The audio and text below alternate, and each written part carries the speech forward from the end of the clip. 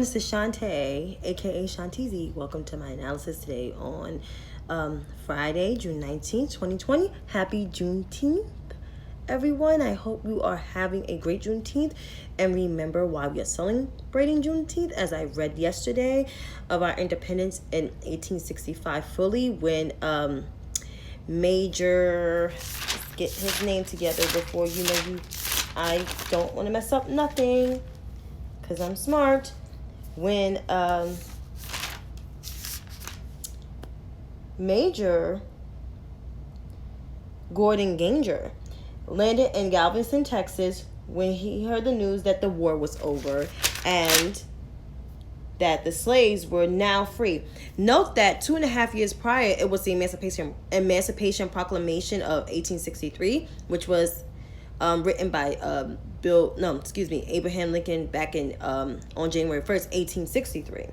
And it had very little impact on Southwest slaves, especially in Texas, because Texas is the South, but it's Southwest. So it had minimal order on Union troops to enforce the new executive order, which is the Emancipation Proclamation. So when the war was over, the Civil War was over in 1865, when the North won, that's when they found out on Juneteenth, which is June 19th of 1865. That's where Major Granger heard the news and that we were free. So there you have it. So if you want to do more research, I got this information from Juneteenth. I always cite my sources before I, say things. I don't want to say things out of context. So you can look on Juneteenth.com. You can go to history.com. You can go to PBS.com.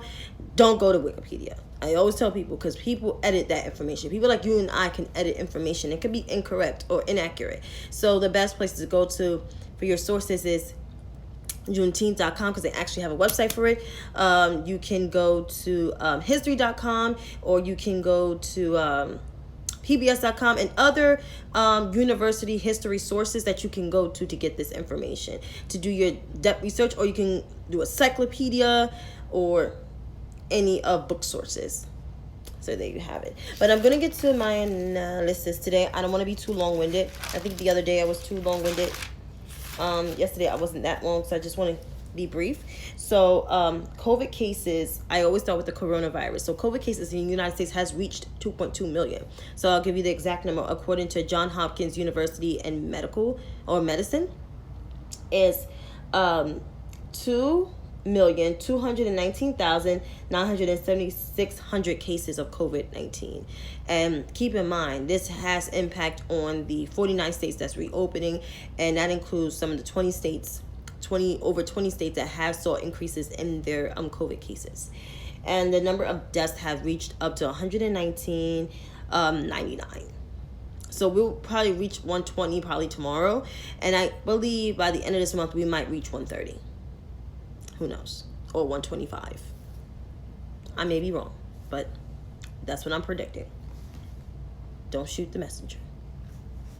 So in terms of Andrew Cuomo's briefing, there is no federal mass testing. Just keep in mind. But Cuomo had his last briefing today. He announced this was his last one because he's been doing briefings since, I believe, March 16th or March 17th. So he's been doing briefings for quite a while. So in his briefing, he stated that New York had one of the most cases per capita within the nation and on the globe, which is true, because we had we was reaching 100,000 within weeks, 2 or 3 weeks. And we did a complete 180. So as we were opening phases, we saw our curve flattening, while other states have reopened and they saw their cases rising. And I said Oregon, I think, and Utah have scaled back their reopening phases due to the rising cases of COVID. So yeah, and that's probably due to churches opening, due to congregated, because COVID, now we're learning it's airborne. So if you gather in a room with 10 or 11 other people and no mask on, and you're touching, that you can spread COVID, because remember, one person can spread to 2 other people. So it's like a chain reaction. It's like I can't say the food chain, but it's a reaction. It's a chain reaction, right? So that's where we are. Also in New York, we went from the worst infection rate because we had the most, because we are a dense area, and our cases of COVID did not come from China. Our cases of COVID actually came from Europe. It came from places like Italy, Spain, France, because we get visitors from those countries in New York City. Some of them come uptown to Harlem, some of them come uptown to the Bronx, some of them on the tour buses, some of them go to Brooklyn, some of them go to Queens. I don't know too much about Staten Island because there's really no coming attraction in Staten Island. But they go to those places, or they go to the Statue of Liberty. So that's how the cases of COVID, they spread. They're airborne. They spread and spread. So one person can spread it to 2 other people. And it's like, you don't know where it's coming from. But we all know it came from Europe. And it came through our airports, because New York City has 2 major airports, LaGuardia and JFK. And a lot of our European travelers, the first major city in the U.S. they stop to is New York, because that's where you land across the Atlantic Ocean. So if you don't know geography, you should know that one. Okay? Just saying.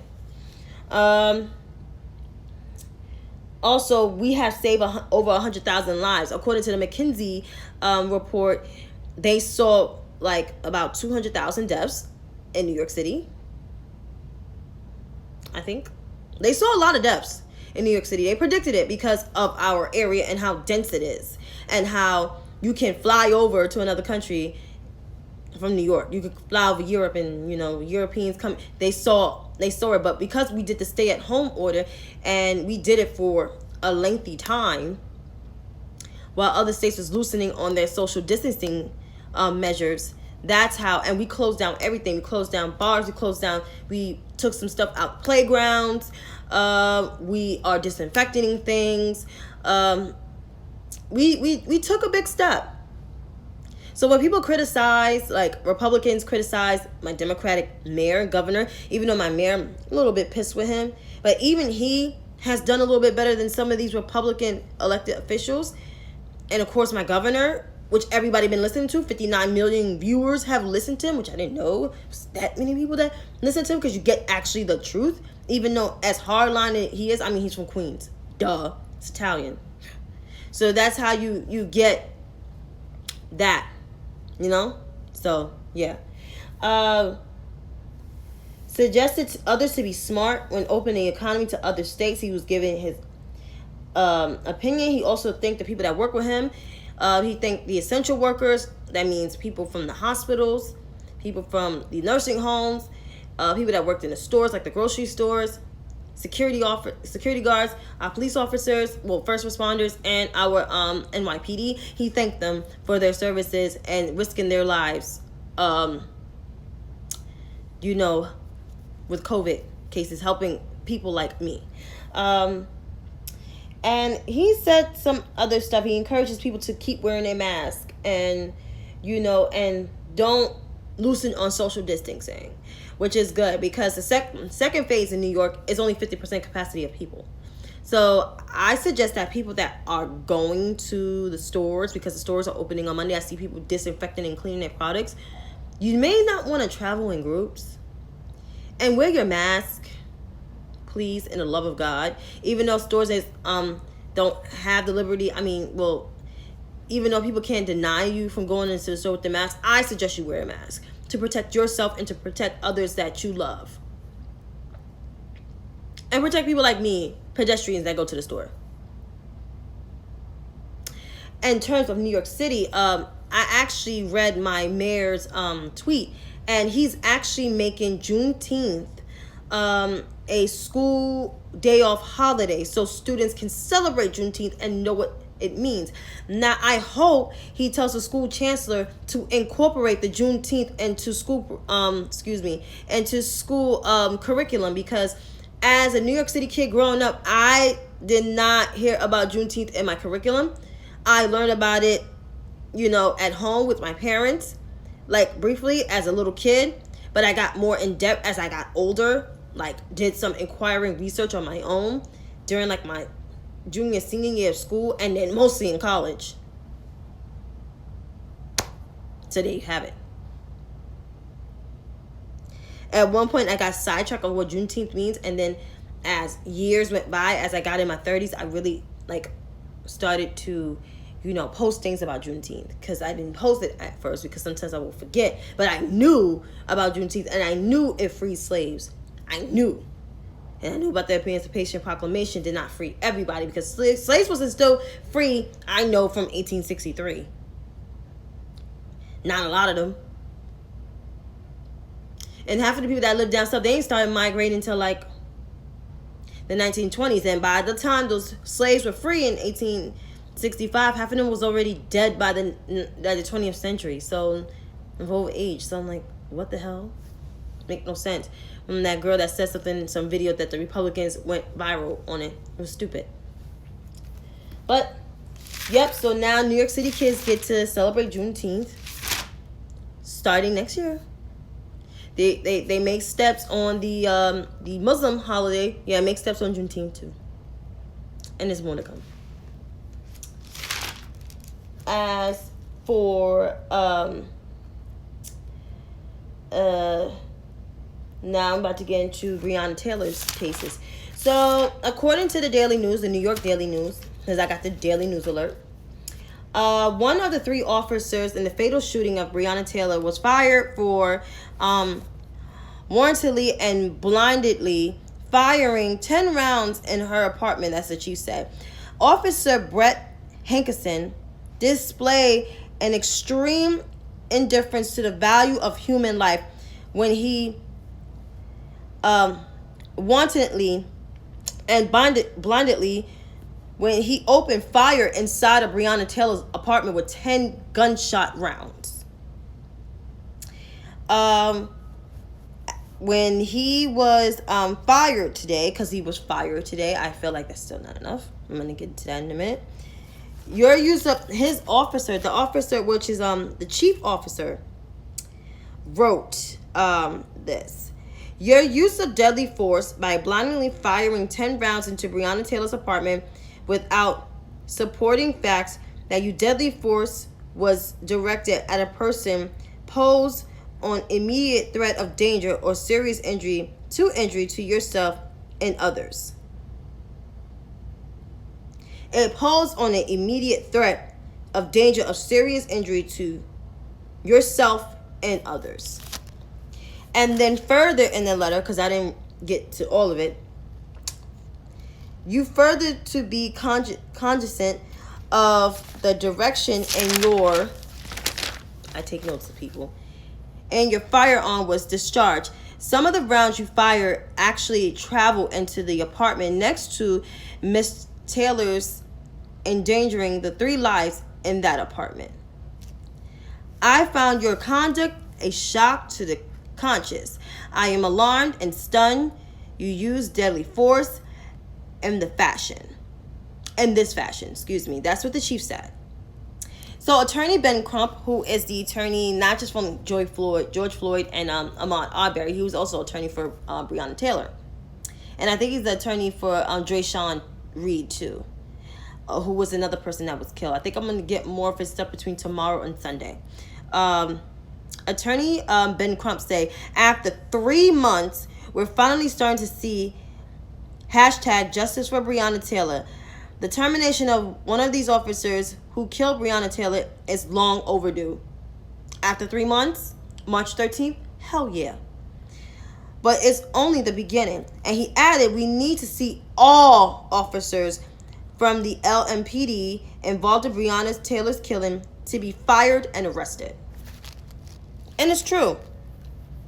The 2 officers who served the no-knock warrants and the narcotics case involving a suspect who allegedly received package at Taylor's address years earlier. The investigation is in the hands now of the Kentucky AG and the FBI. So here's my opinion and my reaction to this. I think firing is bullshit. You waited 3 months to realize he used poor cases of judgment. That's bullshit. The minute that he went to the wrong apartment, and I'm pretty sure it was documented that he went to the wrong apartment, right then and there, you should have fired him. The fact that you did not tell her mother what happened, that she found out in the hospital that her daughter is dead. Seriously? Boyfriend, licensed gun owner, arrested? Y'all almost messed up that man's life. Who's to say he works in the postal the post office anymore? Like, honestly, police brutality is really, like, I'm so glad, like, defund the police. And people say, like, why you keep saying defund the police? Because of shit like this is why you defund the police. You don't keep funding them, you defund them. You set a certain budget so this way they don't have to be over militant and use bad cases of judgment like this. The girl did not have a criminal record at all. She was an EMT worker working to be a nurse. Come on. Like, this is bad case of judgment. This is exactly why there needs to be more police reform, so that you know that, okay, this person here obviously don't know what's going on, and we should not do no knock arrest. And this is why the CBC has the Justice and Policing bill where to ban no knock warrants. Ban them. Ban immunity. Ban chokeholds. Versus the Republican bill, which is an extension of Trump's executive order, which is pro-police. This is exactly why this conversation needs to keep going. Even after this election year, it needs to keep going and going and going to understand that all black people are not criminals or don't look like criminals. We're not at all. And honestly, to tell you the truth, even the AG, I think he's a black guy, it's slow moving. Like, these guys need to be arrested and need to be charged with second or first degree murder. And it's the same thing for Ahmaud Berry's killers. Why is it taking too long to wait for a goddamn trial? Dre Sean's killers, it's the same thing. Pantaleo in New York, why is he still sitting at home? He should be locked up at Rikers Island with some same guys he probably locked up before.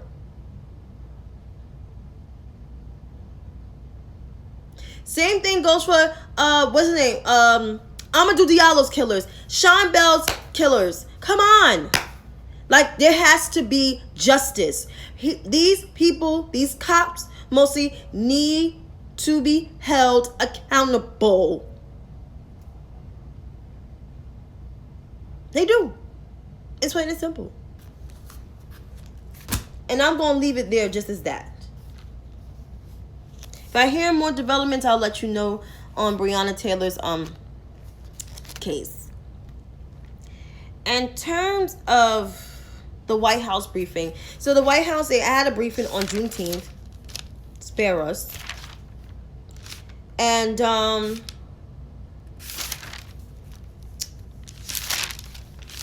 Kayleigh McEnany seemed like she had a lot to say. She's the new press secretary, people. For those who don't know who Kayleigh McEnany is. And she's also a Republican hack. And worked in Republican politics for quite some time. And she's also a lawyer by trade. So McEnany said something about Larry Kudlow, who is like the financial White House official. Don't know his exact position and don't really care. 20% to... There's going to be a 20% plus into the gross domestic product, which is also known as the GDP. They said it will be above the 2019's average, which is 29%. And it's positive data showing in the coronavirus therapeutics using to cure it with steroids, which I'm like, I never heard of it from any doctor, like Dr. Sanjay Gupta and Dr. Natalie. So, you know, that's a lie. And plasma seems to be working from the Mayo Clinic's database, whatever. And then she said something about Trump's response to Juneteenth. So I'm just going to read the bullshit to you. Remind us on both... Okay, excuse me. He said Juneteenth. Excuse me, I read it wrong. Remind us on both the unimaginable injustice of slavery and incomparable joy that must attend emancipation. It is both a remembrance, a blight of our history, and celebration on our nation's unsurpassability to triumph over darkness. The ability is rooted in in the fundamental goodness of America and truth as a nation, declare into our status as the subjects, as a monarch, and emerge as a free, independent people. Truths that all men are created equal by the time hand of God, and that by our Creator, with the right to life, liberty, and pursuit of happiness. God, I wrote that so fast. I don't think he came up with this bullshit. I think Kayleigh McEnany, this is something that she will say, because Trump don't use big words like this or can't form sentences like this. He talks in sentence fragments, obviously. So we all know that was straight up bullshit. But he was trying to have his rally in Tulsa today when there was race riots. Not race riots. There was a killing, a massacre of the Black Wall Street folks, because Tulsa, Oklahoma was known as Black Wall Street. Black people had department stores and businesses and everything, and people killed them. It's almost like Rosewood in Florida. So I think a reporter named Mario asked McEnany, because McEnany was questioned hard. I didn't get the chance to watch all of it because I didn't want to watch her live. Is there any reason why the coronavirus task force hasn't been updated us, and will they? And how would they consult about the rally for tomorrow? Because that's been a major concern. Because the mayor was very concerned, and he wanted them to reschedule it at another time, because they're supposed to be seating over 1 million people, or like over thousands of people. Don't know the exact number. And they were concerned because there's rising cases in Oklahoma. And I can give you that right now. Oklahoma is seeing about, let me just pull up that data for you if I've written it down somewhere. Oklahoma is seeing almost 10,000 cases of COVID-19. And Tulsa has about 1,900, I believe. Yeah, 1,900. So it's 1,945 and 65 deaths of COVID. So her response was, the Corona Task Force meets regularly, constantly reviewing data, constantly working with governor to ensure that there's safe reopenings across the nation as the Coronavirus Task Force briefings. Those happened in the very early days of COVID and the pandemic. Made early decisions on travel bans, major decisions on supplies such as PPE and therapeutics. It's very important that those decisions to be shared with the nation. Now we are more on regular routine. We see a spike, then we go to be able to put that in quickly. What is there? Put quickly in place. We have systems in place, but don't have regular updates for you. That's very incompetent. That shows you right there they don't give a shit. And another reporter then asked Kayleigh McEnany about Trump's tweet about the protesters this morning, that he was going to threaten people. They was going to threaten, to do something to them. And her response was, there were excusable scenes we saw play out in New York City, Seattle, and Minneapolis. And she's talking about the burning of the police department in Minneapolis, or like something burned down in Seattle, or talk about New York, about the NYPD, someone stabbed the NYPD, not know the NYPD mowed down people in Flatbush. But, they're so pro-police. They don't care about people. They don't care about protesters. They don't care about black life. They're full of shit. And that we will not see that in Tulsa. You got another thing coming. Because how insensitive Trump is when there was race riots in Tulsa around that time. And part two to that question, in terms of DACA, because she was asked about the DACA thing. He was going to he was going to go right ahead to end the programs. What is the time frame on that? And what is he doing with that? And knowing that these kids have come here without their fault of their own, because the kids in DACA did not come here because they came here. They came here as babies. not no fault of their own. Their parents was fleeing violence, fleeing, sorry, I'm getting my tongue words mixed up, fleeing communism and whatnot. So so she says on yesterday's ruling, you had all the justices said that Trump was right and that it was illegal, unlawful. President Obama, he went about it, and they look in all documents, and they will responsibly move responsibly, on DACA, and they will find a compassionate way to do this. AKA, they're going to send those kids back to the country that they never knew, that they don't know how to speak the language, and they will feel out of place, and they will feel like a sore thumb, which is true. Another reporter asked, so the World Health Organization is saying that the world is in a new and dangerous phase and when in terms of COVID-19 cases. Cases rising in Tulsa. Like I said, Tulsa almost have 2,000 cases alone out of Oklahoma. It got the most cases in Oklahoma. Tulsa mayor declaring a silver emergency. Are there any decisions of any reservations going forward with the indoor rally that COVID cases are on the rise? So McEnany says, first note that the silver emergency, the mayor declared a silver emergency after the law enforcement organized groups were engaging in destruction. We know that's bullshit.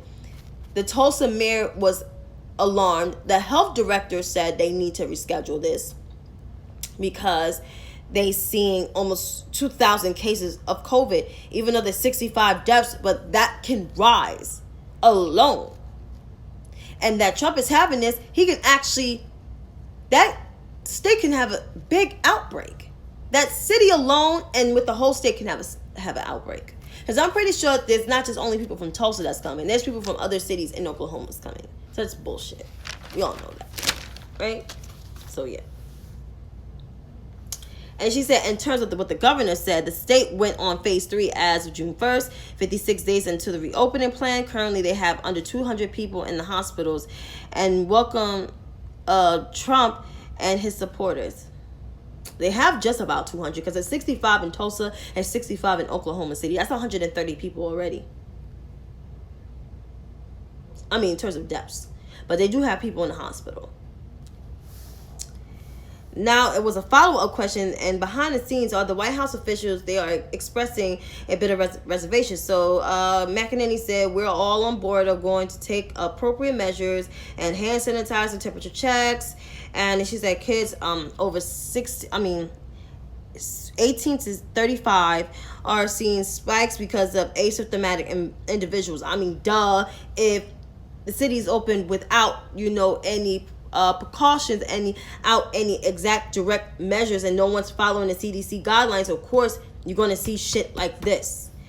I'm just going to get to other questions that were very important. So Jim Acosta from CNN basically said, so are there any White House officials going to be at the rally? She said, yeah. Are you going to be there? Yeah.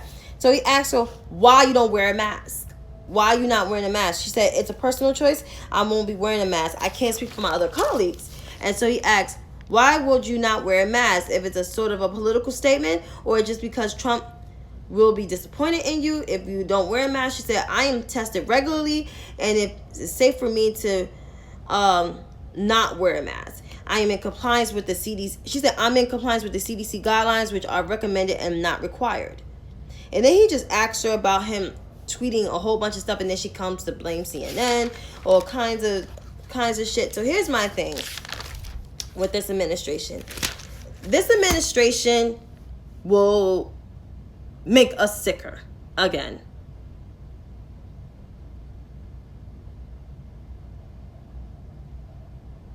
They will make us sicker again. Don't know the acronym for it.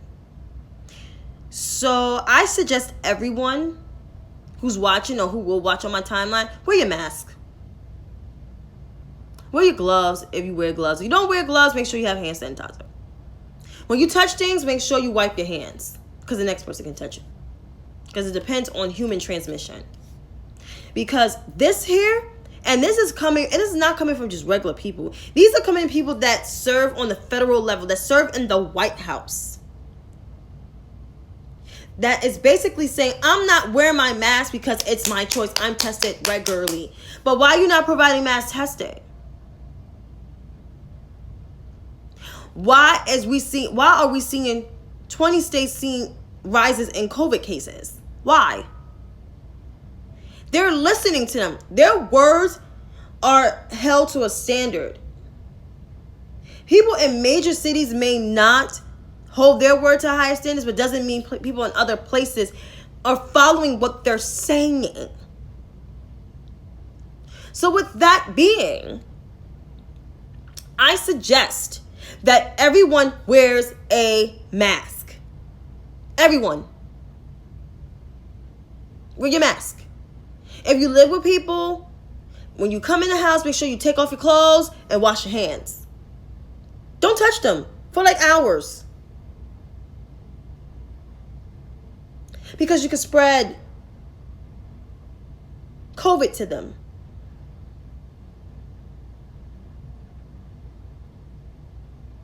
Seriously. All jokes aside. And then we get to the more ignorant shit with Ivanka, who tweeted about Juneteenth with the tone deaf ignorance of this administration. Today we honor Juneteenth when in 1865 news of the Emancipation Proclamation reached Galveston, Texas, making the end of slavery in the U.S. First of all, the Emancipation Proclamation was written in 1863, and it did not fully free a whole bunch of slaves as going south of Texas. Texas heard about it. Like I said, I read the small snippet in the beginning of this live, and Major Gordon Granger heard about the Civil War ending, and that the North won, so the slaves were free. They were emancipated on June 19th, on this day, 1865. So this whole tweet is ignorant and is incorrect. The fact that she put the Emancipation Proclamation, which was written in 1863, like, I'm gonna need for you, that whole family, now I can say, I thought that Trump was always dumb. But I didn't know his kids was just dumb, like her being dumb. Because I know her brothers was dumb, but I didn't know she was dumb too. So she's dumb too. Ignorant. Because there's no way that the Emancipation Proclamation in 1865, it was written in 1863, but it did not free everybody. The fact that she invoked the Emancipation Proclamation had nothing to do with Juneteenth in 1865. That is because he heard the news. Major Gordon Granger heard the news when the North won. When the North won, the slaves in the South were free. The Southern unit conceded. I will need for her to read.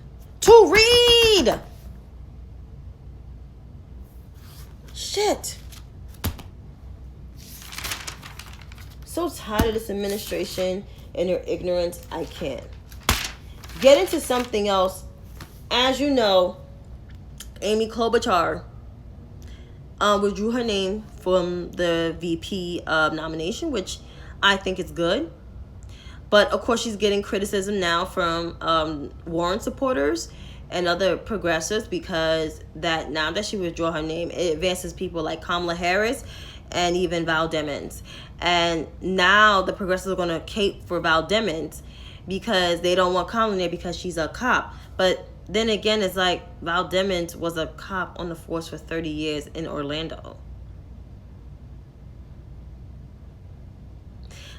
Like, they want Abrams to be VP, but Abrams did not serve on a federal level. Like, I keep telling people that shit. Like, how many times are we going to tell people that shit?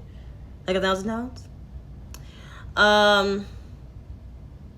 But Abrams will be good in the cabinet. Elizabeth Warren, on the other hand, her and Joe Biden, they really don't get along like that.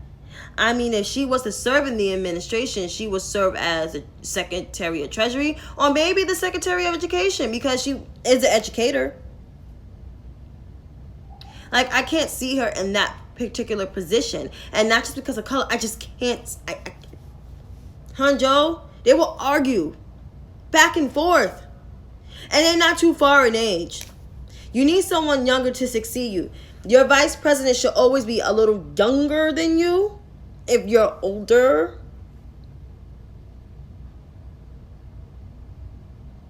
in my opinion.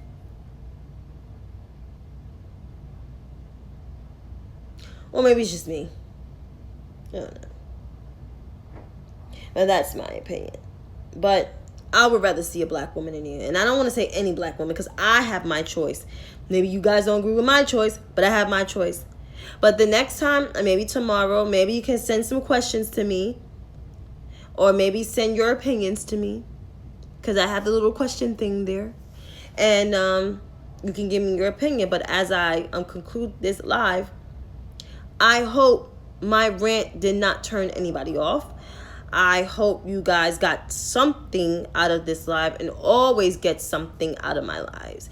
I do this to enlighten others, to share my knowledge, because I have knowledge in politics, of course, and some financial stuff, because I was a business major and I was an accountant major, but I did take some finance courses and I took management courses. And I took marketing courses because that's what the core at my school at Pine Manor College. And if Chantel's watching, I'm pretty sure she knows. So history and business in our school did tie together because it was in a certain section, which is group 2. For those who never went to liberal arts school, you have different sections of courses that you have to complete in order to get your bachelor's degree, and including the courses in your major, the core courses in your major. And so me being a business major, and I did some minor in history, but I didn't fully complete the minor, but I completed the whole major and I got my degree. And as I said, like, those things tied together, and that's why I love to share it with other people. This is something that I like to do on the side, which hopefully some people get something out of this. Maybe this is my celebration, my contribution to Juneteenth. I have no idea. But to all you folks, thank you for watching. Hopefully I gain more traction, and I'm starting to gain a little bit more followers on my Instagram, but I hope to gain more traction, and I hope you guys will get something out of this once again. So continue to celebrate your Juneteenth, and I'll see you tomorrow evening. Good night.